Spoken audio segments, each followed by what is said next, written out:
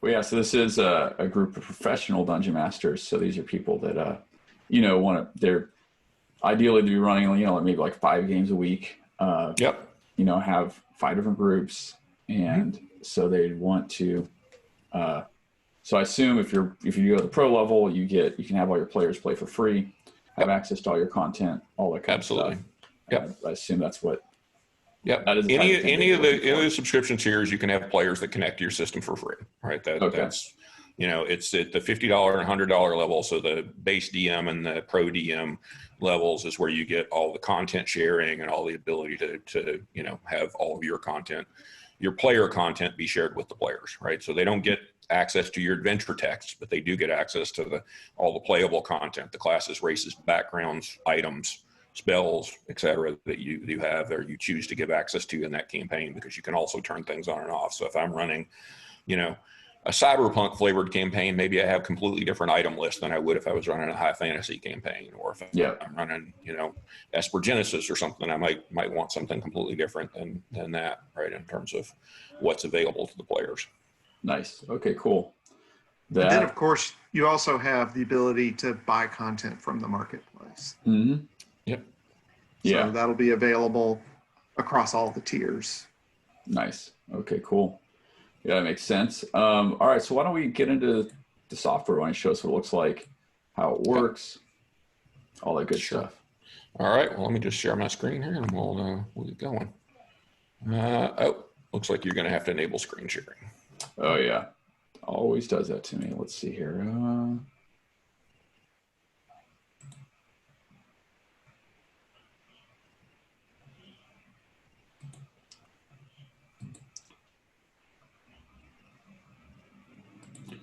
All right, I think it should be good now. All right, there we go. Share that screen. Share it. All right, you should be looking at my home screen. Let me just open a new tab here so we can start from scratch. All right. So here you're looking at the Shard Tabletop's home screen from my primary account. So you can see all the campaigns that I have, the ones that I'm the DM for, the ones that I have a player in, all listed here. My list of characters, some of which are actual characters I play, others are just tests. My library of content, some content I've authored, and this was the Halloween adventure I was talking about earlier, is right there. And then the reference section down here, which is all the things that you can create and model within Shard. So the reference section includes, races, classes, backgrounds, monsters, items, spells, artwork, maps, you name it. It's all modeled and creatable within the system. So that's all stuff that you can create on the fly or purchase as part of books. All right, so what I'm going to do here, just as a way to show you how we're going to get started, is I'm going to start a new campaign. All right, and this is demo for legendary DMs. And then what we'll do here is I'm just going to go ahead and invite you, Andrew, to participate. So let's do this, and I'll jump back over here to the meeting. Meeting controls. Where do I get the chat? All right.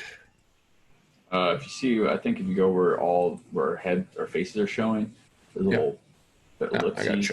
I got chat right here. There we go. Yeah, there you go. All right, so there's the invitation to join. So you or Darren, either one, can click on that, and you'll get the character creation experience. If you wait just a minute, I'd love you to show the screen as you create your character. Since you've never created a character in Shard before, we thought an interesting demo would be, hey, let's just record you creating your first character. All right, sure. So let's go from there. But as the DM here, what I'm going to want to do is get some content in, and so I'm going to actually just go choose one of our prepackaged adventures here. So what I'm going to do is go here and pick a book. All right, so I'm picking a book, and I'm going to choose the Beneath Temple Arcana book. All right, this is the third adventure in our Fate of Artonga series. You see the content of the book here, and then I'm going to go to the opening sort of chapter of it here and grab the map. All right, so this is the map. You can tell here it's all fogged. I'm just going to unfog the initial area here. So let's just unfog it. the original hall. And then when you create your character, we'll bring you on the screen and show how things unfog and so forth here. So you can see that simple. I opened a book, created a map, and I'm up and going. All right. Well, did you want to have me go through creating character here? I've got. I do. So I'm gonna stop sharing my screen and let you share yours while you create your character. All right. Cool.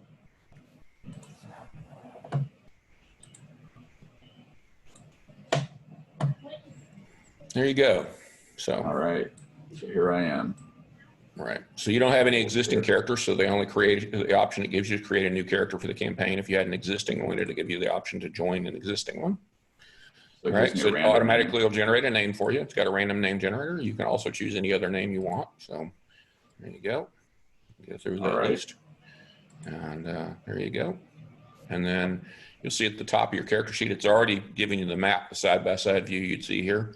But you can choose all of the races and classes I have available on my side. So you can see a lot of modeled content here that's going on, but you can choose any race you want.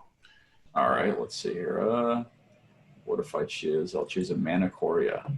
Yeah, there you go. Manicoria is from the Scarred Land setting. And yeah, it's a lion folk race. So yeah, absolutely. You can see at the top, you've got 3 choices to make. You got 1 ability score improvement that's flexible. So you can choose either charisma or wisdom. And then a language that you can speak.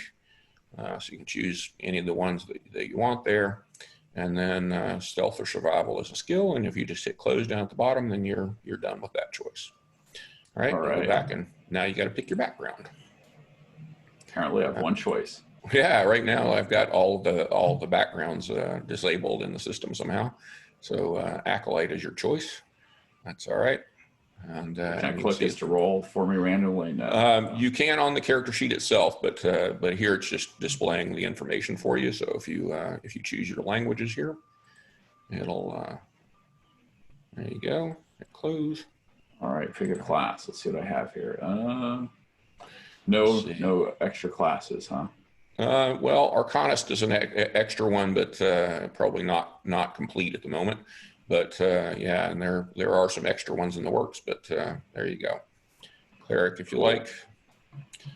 Personally, give me a subclass here. It will. If once you hit the right level to get a subclass, it will do that. So yeah, obviously, Cleric, your divine domain is a pick right off the bat.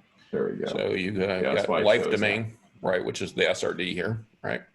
Yeah. Your life domain is the SRD class for Cleric, and then you're away you go, right? So you can hit close there.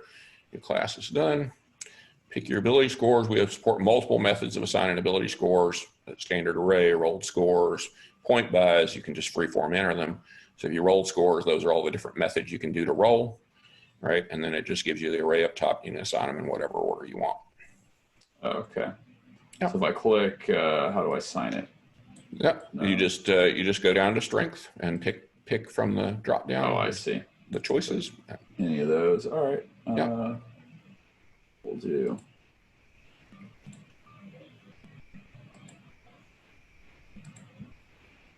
Yep. Let's get through this here. Constitution. Well, I guess I got. This guy's not going to be very smart. All right. Yeah, there you go. Wisdom. Got a couple 14s left, I guess. Wise and beautiful. There you go. nice, wise person. I don't know how you can be very stupid and wise at the same time, but you know, it's a game. So there you go. Wisdom of fools, right? Yeah, the wisdom of fools. He knows all about the wrong things, maybe. All right. There you go.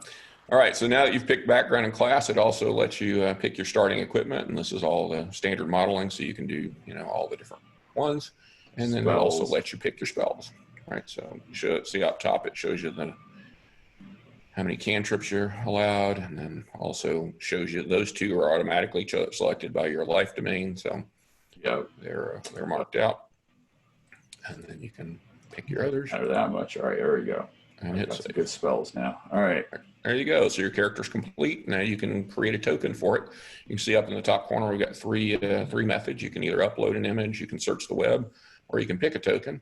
Pick a token is going to show you the token art that's available in the system, or you can do the search the web is what most people choose. And that's what it's going to do is it's going to say, okay, you're a Manticore Cleric. Let me go find images of that match that. Right, Manticore is obviously not a standard class. There's not that much, or a standard race. There's not that much. Scarred Lands. Is that what is that setting? Is that Scarred Land, Gelsped? So it's Onyx Path Publishing publishes a setting called Scarred Lands. So yeah. All right. Yeah. I was getting confused with another one, but I forget what it's called now. I'll just choose this. Yeah, there are a few out there that do different things. So yeah, there you go. And then it's going to go into the token builder here and let you center up that image and do whatever you want with it. But there you go. It's all right. I didn't center it, but oh well. How do I change it? You can go into edit mode. So click your character name. Oh, I see. Go into edit mode, and then it'll allow you to change the token. Oh, okay. Search the web for a new one if you want. Oh, just let me. All right. So I can do. There you go. You can choose that same image, and then there you go. Pick, and then here on this dialog, you can zoom it or center it or do whatever you want with it. Cool. There you go. There you Nice. go. Very nice. And then once you're satisfied, you also get a choice of token borders and backgrounds and that sort of stuff as well. Oh, But, wow. Yep, all good. Yeah. There you go. All right. All right, so now you're in, and we're going to switch back to my view briefly and let you play around for a minute. So hang on. All right. Cool. So what do you think? How was the character building experience for you? So definitely fast. They're very fast, simple. I like the user interface. Very straightforward, and I like that it's all one. So I have to compare this to like D&D Beyond probably, where that's the one. I actually use Foundry, and I usually just have my players build their characters in D&D Beyond and then import them from D&D Beyond, right? And so D&D Beyond has a multi-page character builder, which is fine, but this is actually feels simpler than how they do it. That was the goal. Which is nice.